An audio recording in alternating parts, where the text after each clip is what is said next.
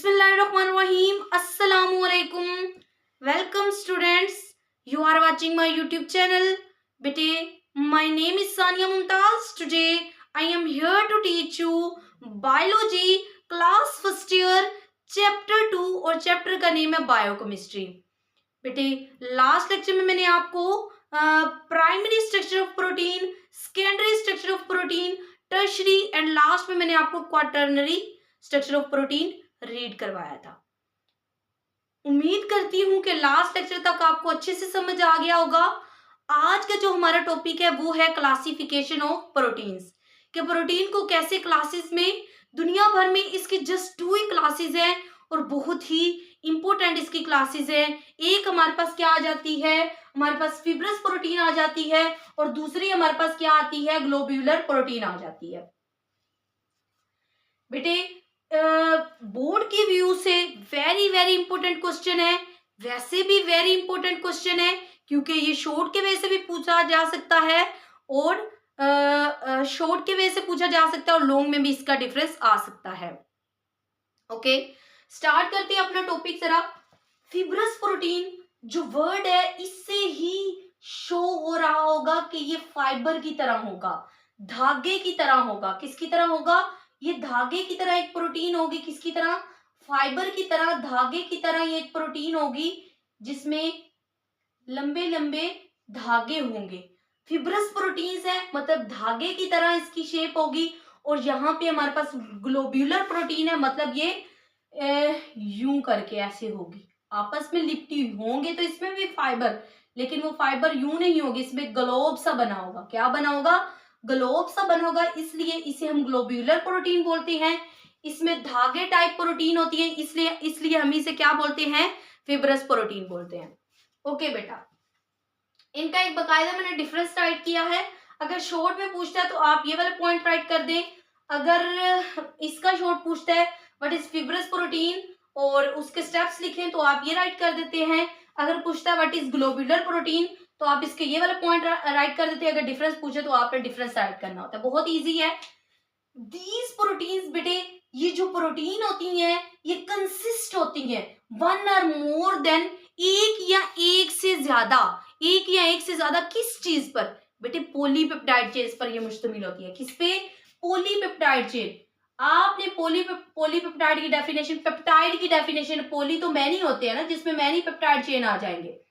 Poly का मतलब क्या होता है, मैनी, जिसमें मैनी पेप्टाइड चेन हो गया. आपने पढ़ा the C of carboxyl group of one amino acid and N of amino group of other amino acid, इनके दरमियान जो लिंकेज बन रहा होता है, the linkage between C of carboxyl group of one amino acid and linkage between N amino acid other group होता है, उससे हम एन ले रहे होते हैं. इस चीज को हम क्या कहते हैं, पेप्टाइड बॉन्ड कहते हैं.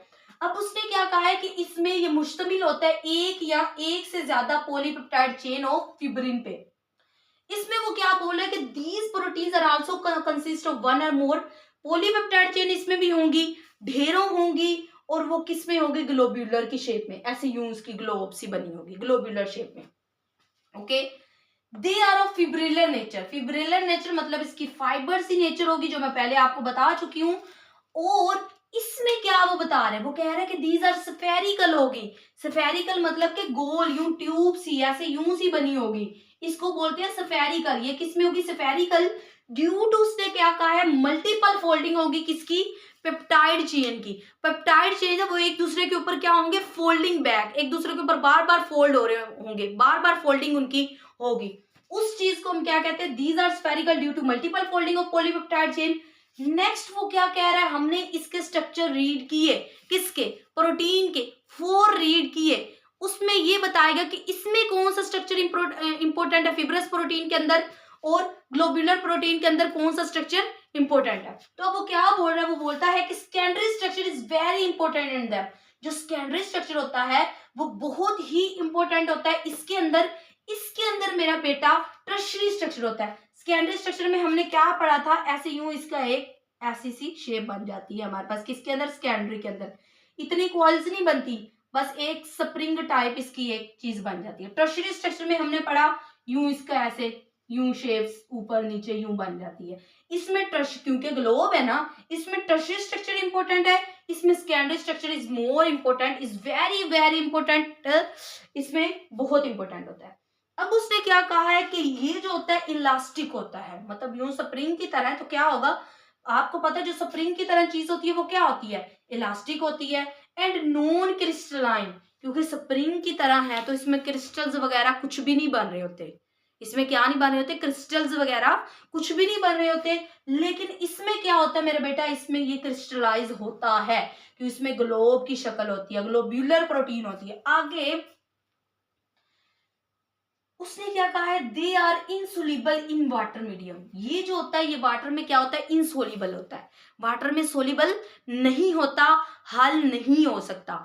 लेकिन ये जो है ये क्या है, they are soluble in aqueous media, जिसमें हमारे पास साल्ट सोल्यूशन आ जाता है, उसके बाद हमारे पास एसिड बेसिस सोल्यूशन आ जाते हैं, इनमें ये इजीली क्या हो जाता है, सोल्यूबल हो जाता है। ओके, अब उसने यहाँ पे क्या कहा है कि इसकी एग्जांपल हमारे पास क्या है, सिल्क फाइबर, रेशम का धागा, उसके बाद मायोसिन जो मसल सेल है, फिब्रिन क्लोटिंग प्रोटीन है, कैरेटिन जो कि हेयर एंड हूव्स में प्रेजेंट होती है। ठीक है, ये इसका काम है, इसमें प्रेजेंट होती है।